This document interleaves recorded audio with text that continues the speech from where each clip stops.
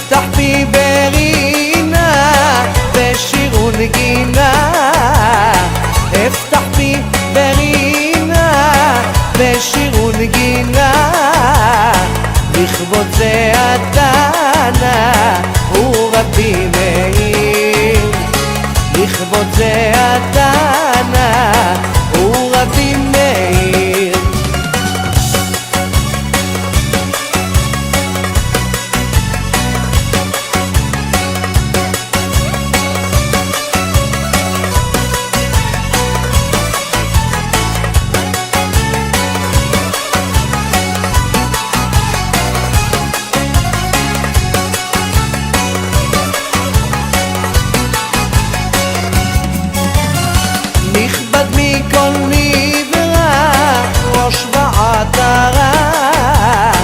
נכבד מכל נברא ראש ועטרה, פוקד כל הכרה ורבי מאיר, פוקד כל הכרה ורבי מאיר.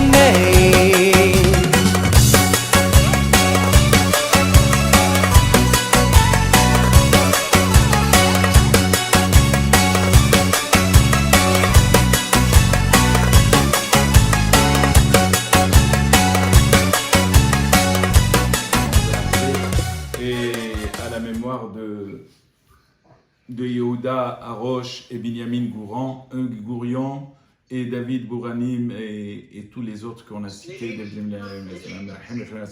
Amen. Voilà. Amen, amen, amen. Merci à vous. Bonne soirée, merci. Alors, je voudrais juste, avec votre permission, parler de Rabbi Meir, mais très très rapidement, parce que Rabbi Meir avait plusieurs maîtres. Et à l'époque de Rabbi Meir, donc parmi les 5 élèves qui restaient à Rabbi Akiva, rappelez-vous les 24 000 élèves de Rabbi Akiva qui ont été tous malheureusement emportés par cette épidémie, vont rester uniquement 5.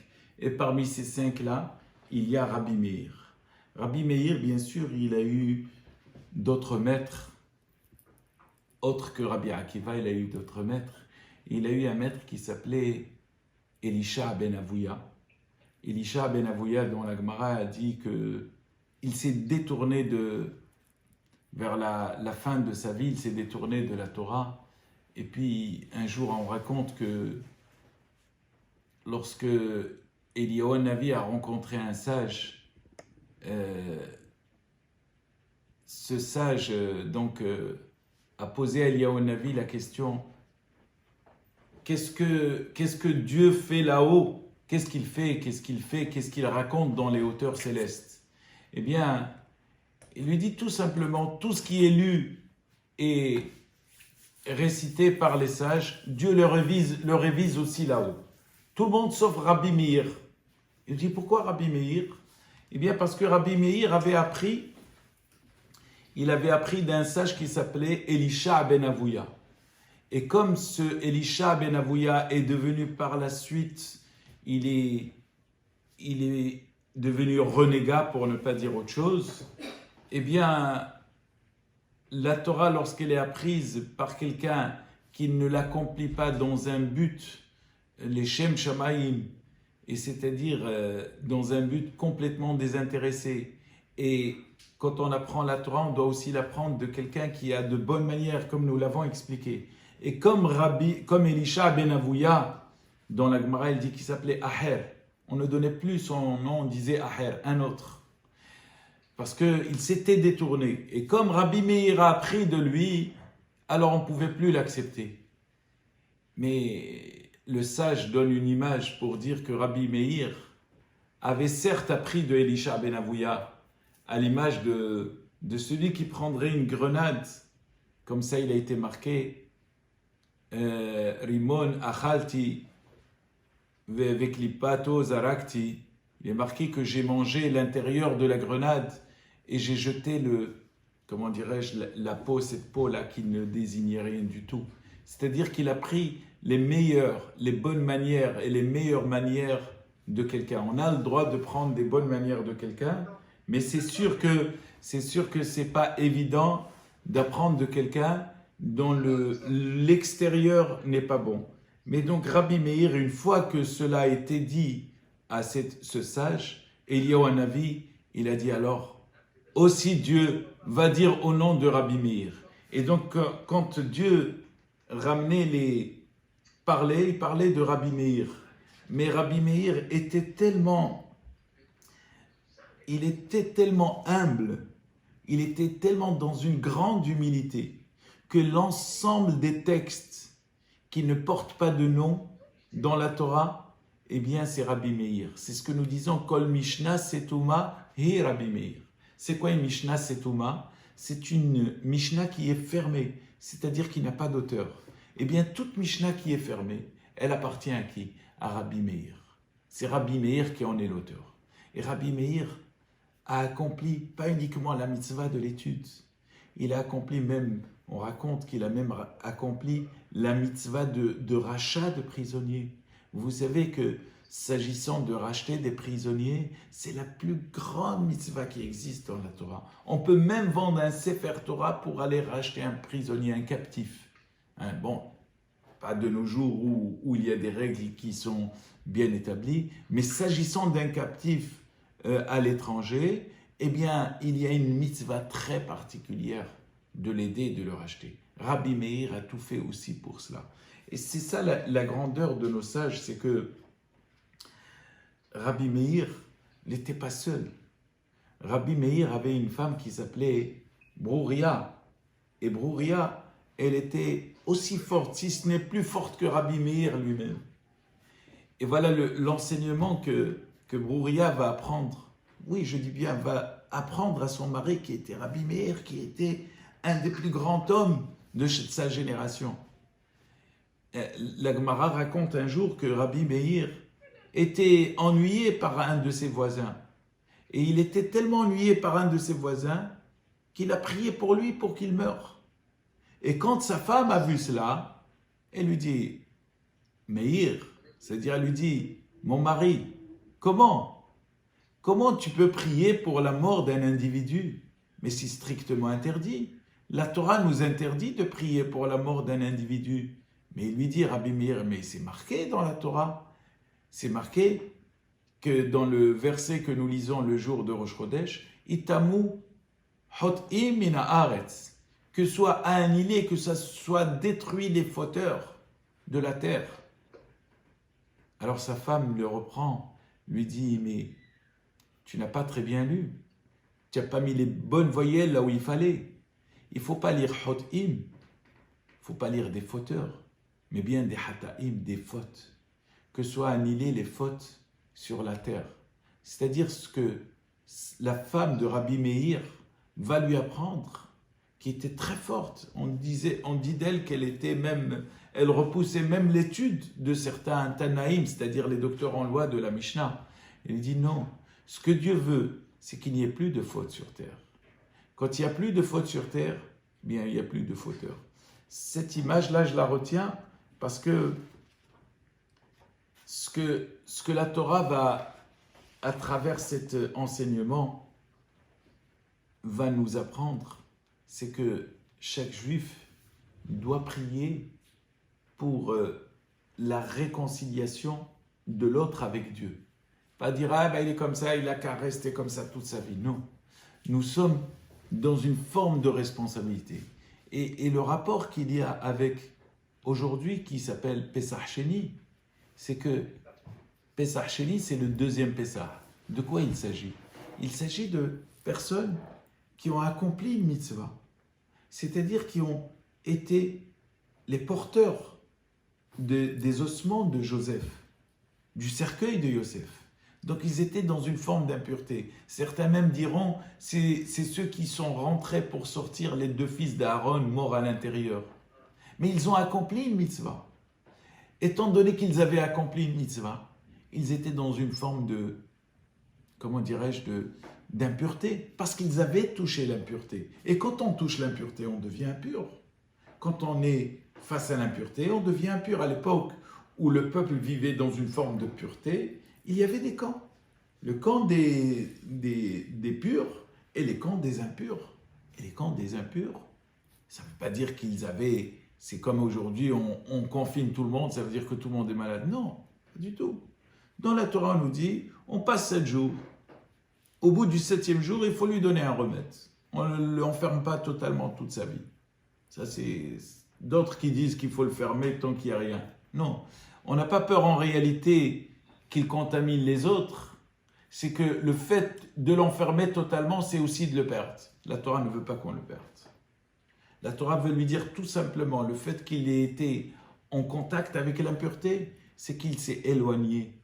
Ils se sont éloignés. Mais ces gens-là ne sont pas éloignés volontairement.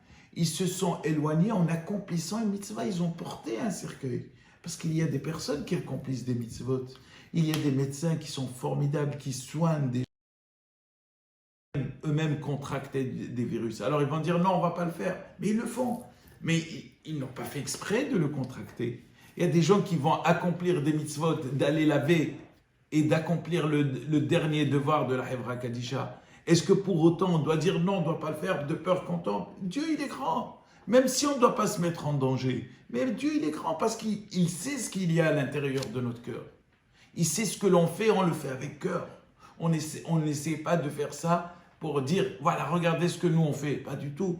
Parce que nous avons aussi nos frères et sœurs, lorsqu'ils partent, ils ont besoin de cette dignité-là. Et donc, quand on l'a fait, on ne l'a pas fait pour la volonté de le faire. On ne l'a pas fait dans une volonté d'accomplir un acte et pour être exclu. Non, on l'a fait parce qu'on est tenu de le faire. Yaakov a dit à ses enfants, « Ve'asita imadi hesed ve'emet » vous ferez avec moi le hesed, la bonté, et le émet et la vérité. Parce que ce qui est vrai, c'est ça qui est vrai, parce qu'on n'attend rien de cela quand on accomplit ce genre de mitzvot. Et donc ceux qui ont accompli ces mitzvot, ils étaient tenus de les accomplir, ces mitzvot.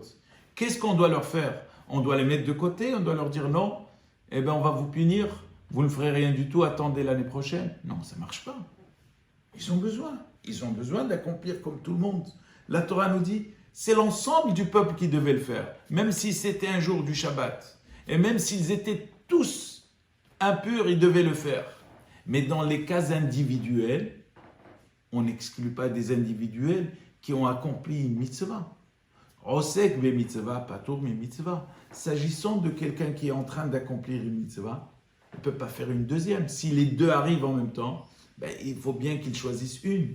S'agissant du dernier devoir, eh bien, elle dépasse tout. Elle est au-dessus de tout. Alors, qu'est-ce qu'ils ont fait? Ils ont demandé à Moshe Rabbeinu, doit-on être exclu parce qu'on a accompli cette mitzvah? Moshe Rabbeinu leur dit, attendez, je vais demander Dieu. Lorsqu'il a demandé à Dieu, il leur a dit oui, effectivement. Ils ont droit. Ils ont droit un mois après, c'est-à-dire le 14 du mois de Nissan, d'accomplir un deuxième sacrifice de Pessah, de le faire comme tout le monde, d'être sur la même route que tout le monde. C'est pas parce qu'ils ont fait le deuxième, c'est qu'ils n'auraient moins d'importance que le premier, loin de là. Ils avaient la même importance, peut-être même mieux parce que eux, ils étaient tenus par un accomplissement. Donc, le rapport qu'il y a entre les deux, c'est ce que Brouria dit à son mari, qui était la lumière, mais Ir, ça vient de Or, qui veut dire la lumière du monde. Il est impératif de prier pour que le monde change, pas que le monde disparaisse. On n'a pas envie de voir un monde disparaître. Bien sûr qu'il y a des règles, bien sûr qu'il y a des obligations, bien sûr qu'il y a des choses. Mais bien sûr qu'il y a surtout Dieu qui est au-dessus de tout. Dieu, il sait, il protège chacun. Dieu, il est là constamment pour surveiller. Est-ce que pour autant on ne doit pas écouter ceux qui sont des vrais professionnels? Bien sûr que oui. Mais Dieu, il est au-dessus de tout le monde. Qui Ani Hashem Rofecha, c'est moi Dieu qui donne la permission à tout le monde de guérir. C'est moi qui donne la permission au Kohen d'apporter le sacrifice. C'est moi. C'est pas à vous de juger. C'est pas à vous de juger si quelqu'un est exclu qu'il doit l'être totalement. Et d'ailleurs, à l'époque, les sages, quand ils excommuniaient quelqu'un, c'était quelque chose de terrible. Jusqu'à une certaine époque où on enlevait l'excommunication, c'est-à-dire le harem. On l'a enlevé, pourquoi? Parce que ce qui est visible aux yeux des hommes ne l'est pas peut-être forcément aux yeux de Dieu. Et c'est ce que Brouria va dire à son mari. Toi, tu vois que l'aspect extérieur de cet homme. Regarde ce qu'il a à l'intérieur de son cœur. Peut-être que son cœur est très bon. Il est excellent, son cœur. Tu vois un enfant qui fait des bêtises, qui casse tout. Tu vas dire, allez, khlas, tiens, celui-là, il faut l'enfermer. Mais peut-être qu'il est bon, ce gamin. Qu'est-ce que tu en sais? Tu lui as parlé? Parle-lui gentiment. Parle-lui sur son cœur. J'ai eu un garçon qui a fait Bab Hashem Bar Mitzvah, maintenant un peu grand, et qui cassait tout. Et je lui dis, quand il a grandi, je lui dis, toi, tahmila, c'est pas une tahmila qu'il te fallait tous les jours, parce que tellement tu étais... Et au demeurant, quand je l'ai vu quelques années après, mais quelle douceur il avait. Et comment il est devenu d'une gentillesse, etc. Alors vous imaginez si on avait jugé sur le fait d'avoir été un enfant, comment dirais-je, un enfant super... comment vous appelez ce mot-là? Un enfant super... comment on dit un enfant qui est très... hyperactif. Hyperactif. Je dis, il est devenu actif maintenant. Il est devenu actif normalement. Ça veut dire tout simplement ce que Rabbi Meir, par l'intermédiaire de Brouria, apprend. Regarde ce qu'il y a à l'intérieur. Regarde ce qu'il y a à l'intérieur parce que tu ne peux pas le regarder. C'est une chose qui ne nous est pas donnée. Elle a été donnée uniquement à Dieu. C'est la seule. Il y a 7 choses que la Gemara dit là-bas. Et parmi ces 7 choses, il ne nous est pas donné de connaître l'intérieur et la pensée de chaque cœur. Ce n'est pas possible. On peut connaître l'extérieur, mais l'intérieur, on ne le connaît pas. Alors quand on voit l'extérieur, on a envie de le juger, de mal le juger, de ceci. Sa femme l'attrape, le dit, prie pour qu'il change. Et effectivement, il a prié, il a changé. Voilà la chance que la Torah nous donne. La chance, et ce soir, Rabbi Meir, nous l'avons mis avec le Pesach Sheni, parce qu'il y a cette forme de chance que l'on doit donner à chacun pour accomplir les mitzvot, pour s'élever. Ceux qui n'ont pas pu faire Pesach, et bon nombre, je vous assure, d'entre nous, qui n'ont pas pu, parce que cette année, ça a été difficile, pas d'enfants, pas de petits-enfants, rien du tout. Et c'est vrai, ça a été difficile. Mais nous avons ce Pesach Sheni, où, Be'ezrat Hashem, dans quelques jours, il y a des choses qui vont changer, qui vont s'améliorer. Tout ça, il va disparaître, Be'ezrat Hashem. Il va disparaître. Moi, je vous le dis, il va disparaître comme il est arrivé, Be'ezrat Hashem. Mais ça dépendra de nous. Comment il disparaîtra? Ça dépendra de nos actions. C'est-à-dire que ce que nous avons passé aujourd'hui doit nous servir pas de leçon, parce que Dieu ne nous donne pas des leçons, il nous donne des réflexions. C'est quoi la réflexion que Dieu nous donne? Que dans les moments difficiles, eh bien, il est important pour chacun d'entre nous de dire ce qu'on a passé là. Ça nous a aidé à réfléchir, à penser mieux à l'autre, à moins porter de jugement, ceci, cela. Eh bien, on doit continuer. Dieu va nous dire maintenant, ça y est, j'ai compris, stop, khlas. C'est comme un enfant qui reçoit, il dit à son père, ça y est, stop, j'ai compris ton message. Nous disons à Dieu, nous avons très bien compris ton message. Nous l'avons aisément compris ton message et nous l'acceptons. Et je vais vous dire la fierté de notre communauté. La fierté, on peut être très fier de notre communauté. De la communauté juive, pourquoi on peut être fier? Et je vous le dis avec beaucoup d'émotion, on est fier. Parce que le monde est frappé économiquement, socialement et tout ce qu'on veut. Eh bien, personne, je dis bien, personne, toutes les personnes qui ont été sollicitées, ils ont généreusement contribué à aider leurs frères dans la difficulté. Et ça, c'est une leçon. C'est une vraie leçon. Mais ça, ce n'est pas quelque chose d'aujourd'hui. C'est quelque chose depuis le temps des temps. Mais là, particulièrement, quand on est frappé socialement, on se dit, c'est normal qu'on pense à nous plus que les autres. Eh bien, nos frères et sœurs et nos personnes de la communauté n'ont pas arrêté. Et j'ai envie de vous le dire, on est fiers de vous, on est très fiers de vous, de ce que vous faites et des réponses que vous donnez. Oui, nous voulons encore continuer à honorer nos rabbinim lundi soir, à faire des donations pour que la communauté continue à vivre. Parce que lorsque la communauté elle continue à vivre, elle continue à prier pour chacun et continue à faire le travail qu'elle doit faire.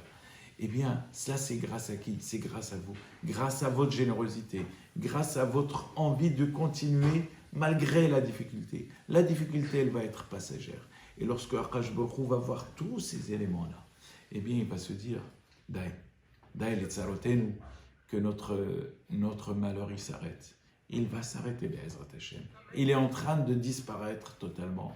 Et vous verrez, Be'ezrat Hashem, qu'il disparaîtra très très rapidement et que l'on reprendra, Be'ezrat Hashem, qu'on reviendra dans nos locaux, qu'on fera la joie comme il faut. Même s'il y a des distances, eh ben, c'est pas grave, on se voit. Dans un premier temps, on se voit. Après, on se rapproche un petit peu. Après, on fera Be'ezrat Hashem.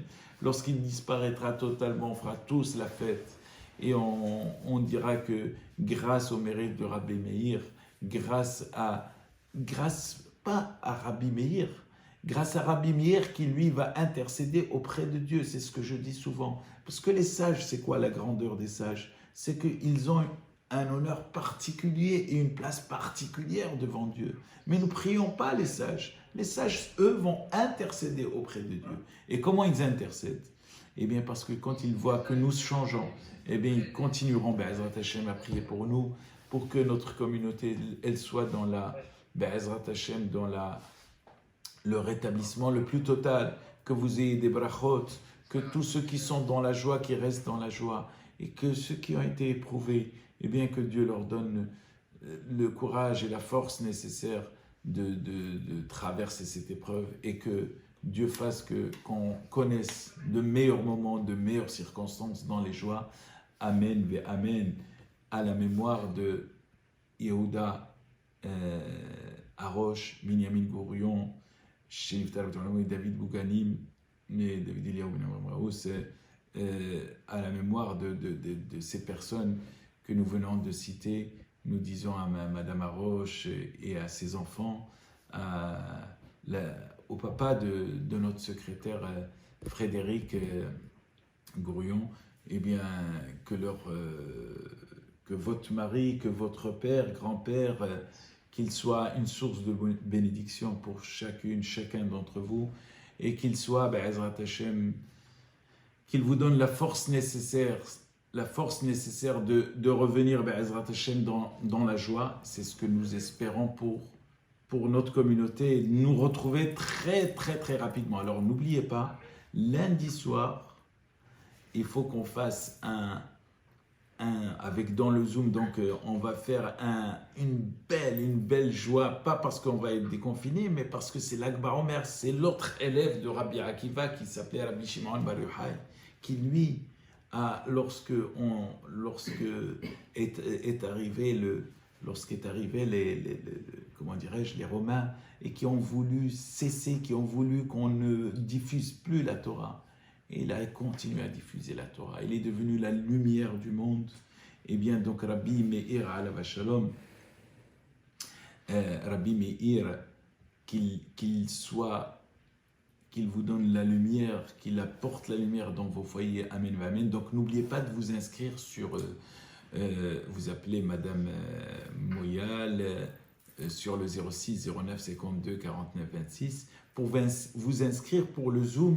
Vous allez voir vraiment en direct. On prépare une très belle fête, Be'ezrat Hashem, pour lundi soir. D'ici là, je vais vous laisser en Ol'ilou Nishmat Michel Hassoun, oui, Sarah Hassoun,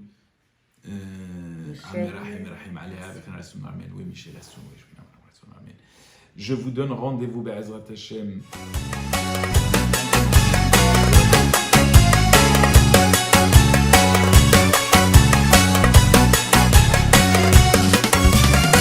קפץ חזורנו לעיר קודשנו